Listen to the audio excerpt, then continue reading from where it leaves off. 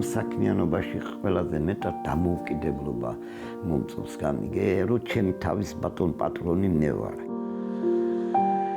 ეს ანზორხი მშიაშვილია, 65 წლის ოსტატი, რომელიც მამის ყვალს გაჰყვა და ხისგან განსხვავებული ვიზუალის ნამუშევრებს ქმნის. თავდაპირველად საქმიანობა საყოფაცხოვრებო ნივთების დამზადებით დაიწყო, თუმცა დროთა განმავლობაში ისეთი ნამუშევრების შექმნას შეუდგა, რომლებიც მის შინაგან სამყაროს, ემოციებსა და ხედვებს ასახავს. პირველად ხეზე მუშაობა საიდან იცი, მამა მუშაობდა ხეზე, მამა ჩემი. სახში ხის ნივთებს, საოჯახო ნივთებს აკეთებდა. მე იქიდან სიყვარული დამეუფლა და მე მოვიდა დრო თავისუფალი დრო ნახე და კი მოკეთებ მეც.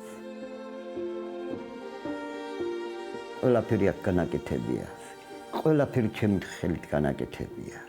და რაღაც ინტერესი, აი ალბათ მაქვს რაღაცა მიდრეკილება ამის, რომ რაღაცა რო ჩემით რო შევქნა. და კი ვაკეთებ ჩემ საწოლს, კამს, მაგიდას, ეს ყველაფერი ჩემი განაკეთებია. ბავშვობაში დაგროვებულ ემოციებს, მოგონებებსა და შთაბეჭდილებებს ოსტატი დღეს ხეში აცოცხლებს.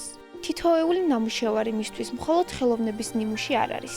ეს წარსულთან დიალოგი, ბავშვობის განცდებისა და საკუთარი თავის გამოხატვის საშუალებაა. ვიზუალი საიდან მოდის და ეს ბავშვობიდანვე ერთი მაქვს იქ მოხუცებულები იყვნენ. გამიგე და მანდილოსანი ალბათ ხერხემალი აწუხებდა და წელში მოიხარა და კაცი კი იყო გაშლილი და ეგი მთლად დაპატარავდა, მაგრამ ერთმანეთ უყვარდეთ სასწაულად, გამიგე და რაღაც აზრად მომივიდა, მოდი იმგენსაც გავაკეთებ, მეთქი გამიგე, მაქვს იმგენის ქანდაკებაც და აქედან სხვადასხვა სახეებს რომ ქმნი, სიამოვნებას მანიჭებს, ემოცია მოდის აქედან, ემოცია. ახლა სარკეს ვაკეთებ და იქაც ბავშვები გეუბნებია, კი მაგრამ იქაც სახეები რადგინდა. ნუ რა ვიცი აბა. თხოს გეგე რო ხედავ ხო უყურებ გამიგე აქ რა ჩუქურთმა შეიძლება, აქ რა შეიძლება. და იქ რატომღაც ხედავ სახეებს, მოდი აქ სახეებს გავაკეთებ.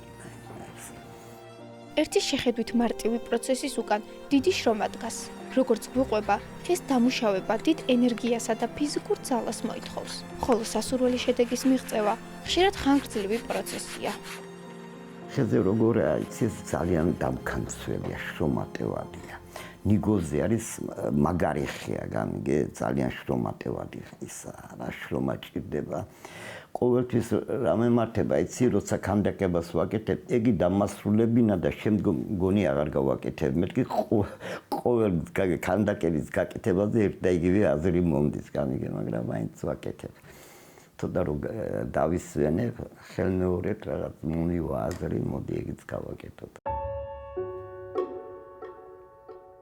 ერთი ნამუშევრის გაკეთება შეიძლება ერთ კვირაზე მეტიც რომ დამჭირდეს.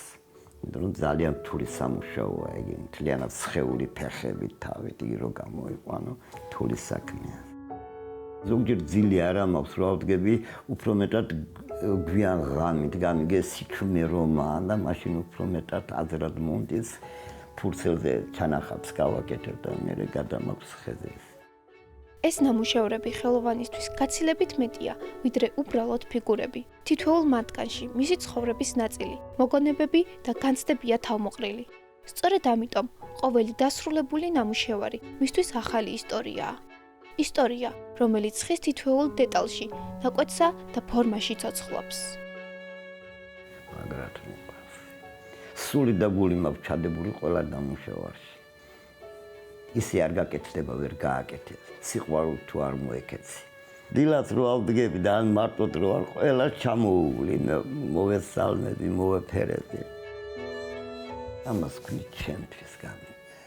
რატომღაც ვერ გავყიდი, იმიტომ რომ ვაგროვებ ჩემთვის ძმავს ყველაფერი. მენანება, რატომღაც რო გავყიდ, ასე მგონია რომ მე ვეღარ გავაკეთებ, გამიგე ვეღარ შევძლებ. მამისაგან მიღებულმა ცოდნამ ანზორხი მშიაშვილის ცხოვრებაში მთავარი გზა გაკვალა. გზა, რომელმაც ოსტატს თავისუფლება და შინაგანი სიმშვიდე აჩუქა.